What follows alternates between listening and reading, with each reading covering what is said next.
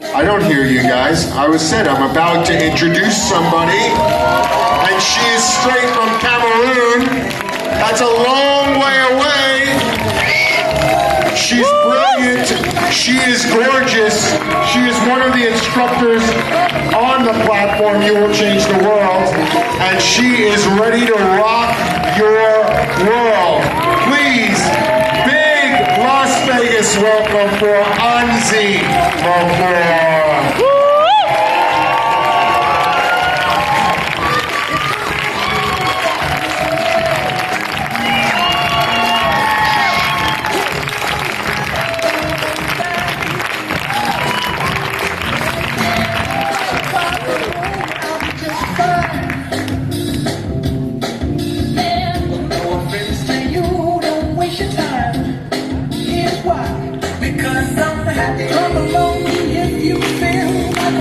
Without the roof up.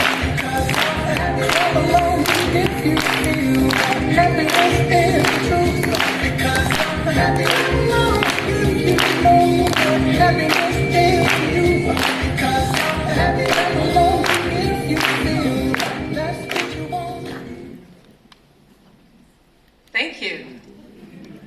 Much has been said about equality between men and women. Essentially, men and women are profoundly interdependent. Would you agree with that? Yes. Excellent, thank you. Now let's imagine for a minute that a man is the head of a household, and I'll choose to call him the authority. And imagine that the woman is the heart of the household.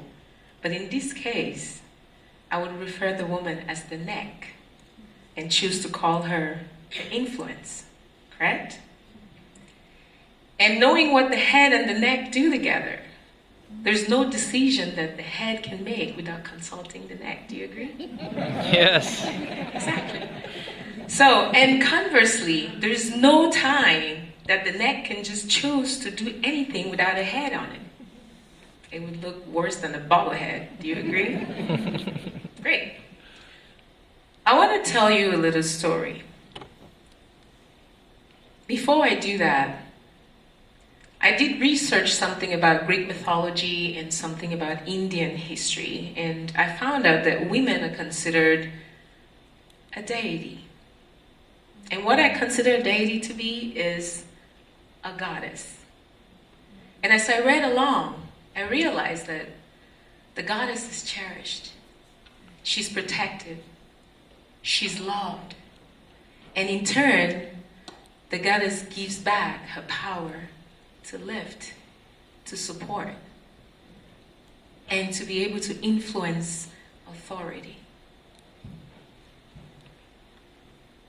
Flashes of grown men touching me inappropriately when I was 23 came to my mind when my uncle decided to take advantage of my body. At that point, I knew something was seriously wrong because it had been happening since I was 7. At 23, something touched me and said, "You have to make this stop." I lived in Cameroon where that was very normal. Let me not say normal. It was something that was not considered a problem. Fast forward, because I made that decision, I realized that I had to validate that thought. And I found myself in a situation where another man was forcing himself on me. I was too weak and too vulnerable to fight, so I let him. And I said, that's the last time. This time I was in the United States, so I realized that it can happen anywhere. The last man that tried it found himself at the mercy of living with my hands around his throat, begging for life. His eyes were bulging out. Woo! At this point, I was left with no thoughts of beauty. Anybody that called me beautiful, I didn't believe it. And I was attracting a lot of that in my life. So when I released him, I realized that I was releasing that pattern. I had to start learning how to love myself again. I had to start learning how to find the goddess within. And because I did, I realized how I was attracting the men in my life, my father, my brothers, the guys at work, the men in the community. What I was bringing out of them was something that it was lifting their authority up, and they were excited to be around me. Not sexually, but just energetically. And I realized that every woman in this room, in the world, has a goddess in them. And thank God for #MeToo to bring that voice out. But what I want to remind everyone is we should be very careful not to make a man a villain because one man did something wrong.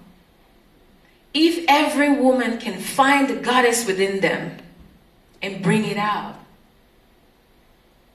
we would find a community that's not lost in the language of communication or lost in the language of love. And so I made it a point in my entire life that for as long as I live, I will help every woman I come across to know who she is on the inside and bring it out and influence the authority of every man she meets. And I will teach the man to know how to cherish, to protect, and to love the woman the way she deserves to be loved so that she can be the powerful influence to him and to the rest of the world. I encourage you to do just that. Thank you.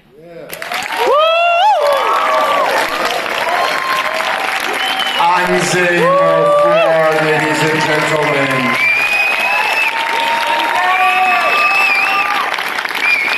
Las Vegas, welcome.